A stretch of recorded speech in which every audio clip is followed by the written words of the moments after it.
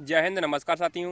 देखिए 2025 का जो बजट है वो पेश हो चुका है और इस बजट में जानेंगे कि क्या चीज़ महंगी और सस्ती हुई है और मिडिल क्लास युवाओं, इसके अलावा महिलाओं, बुजुर्गों और किसानों को क्या क्या मिला है और टैक्स में कितने % की छूट मिली है। तो इन सभी बातों को इस वीडियो में डिटेल में समझेंगे। देखिए, जब से इंडिया का 2025 का बजट पेश हुआ है तब से कई सारे जो आर्टिकल हैं वो पेश हो चुके हैं। देखिए, इस बार जो इंडिया का 2025 का जो बजट पेश हुआ है इसमें जो नौकरी पेशा वाले जो लोग हैं इनको 0 से 12 लाख तक की इनकम पर टैक्स में छूट दी गई है।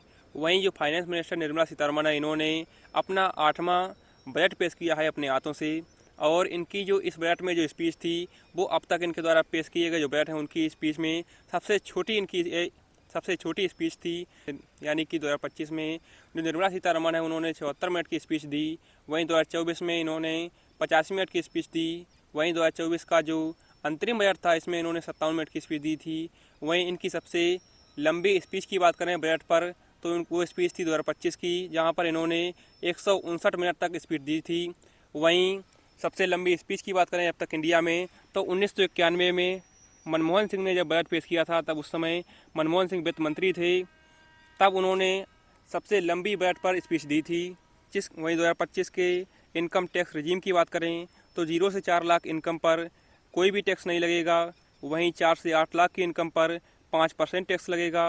वहीं 8 से 12 लाख की इनकम पर 10% टैक्स। वहीं 12 से 16 लाख की इनकम पर 15%। वहीं 16 से 20 लाख की इनकम पर 20% और 20 से 24 लाख की इनकम पर 25%। वहीं जो 24 लाख से ऊपर की इनकम है इस पर लगभग 30% टैक्स लगेगा। और जो बजट के टैक्स की जो नई रिजीम है इसको इस प्रकार से आप समझ सकते हैं कि पहले 8 लाख पर 30,000 रुपये लगते थे और अब वही 20,000 रुपये टैक्स के रूप में लगेंगे, जिसमें जो लोग हैं उनका 10,000 रुपये का फ़ायदा होगा। वहीं 9 लाख रुपये पर 40,000 रुपये टैक्स लगता था, वो अब 30,000 रुपये लगेगा, जिसमें लोगों का 10,000 रुपये का फ़ायदा होगा।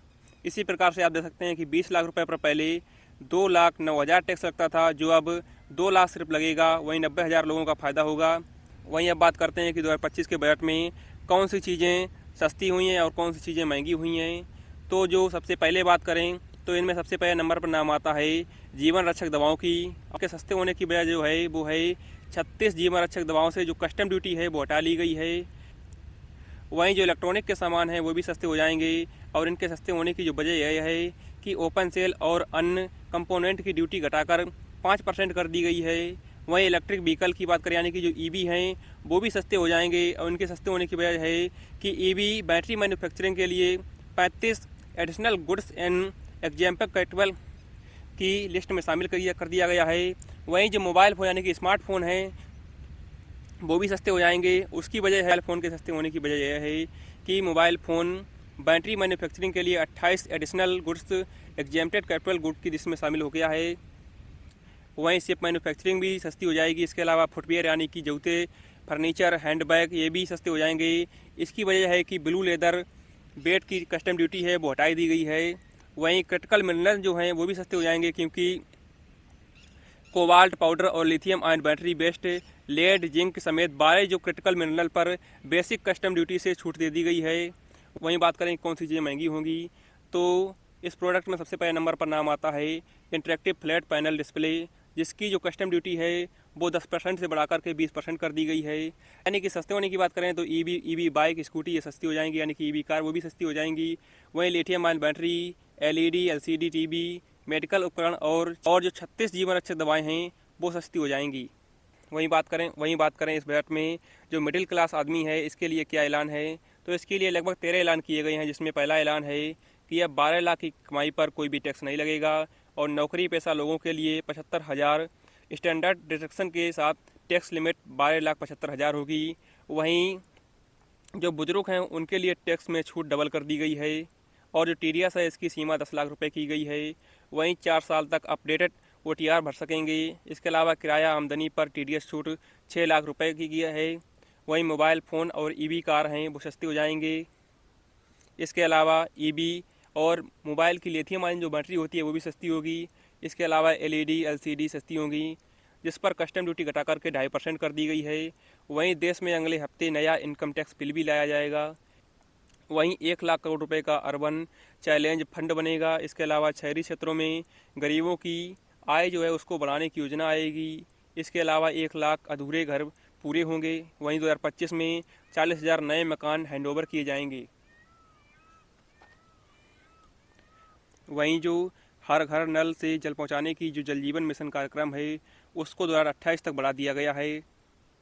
वहीं बात करें महिलाओं के लिए क्या ऐलान किया गया है, तो महिलाओं में जो ST की MSME महिला उद्यमियों के लिए विशेष लोन की योजना लाई गई है।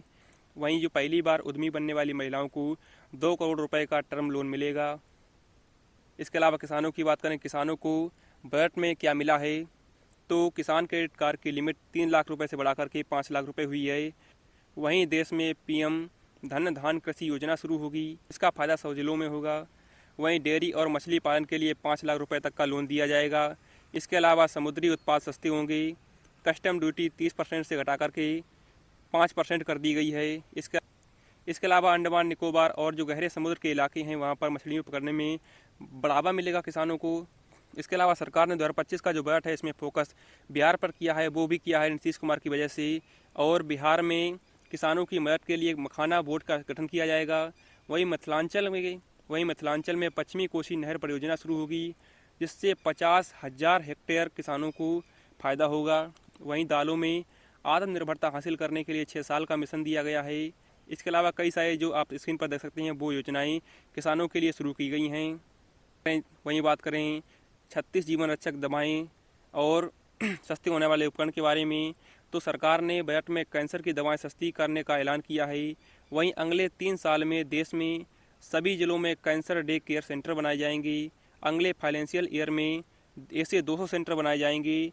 सरकार का फोकस बिहार पर भी दिखा है। इसी साल अक्टूबर-नवंबर में विधानसभा के बिहार में चुनाव होने वाले हैं और निर्मला सीतारमण ने बिहार के लिए national institute of food technology की स्थापना करने का ऐलान किया है।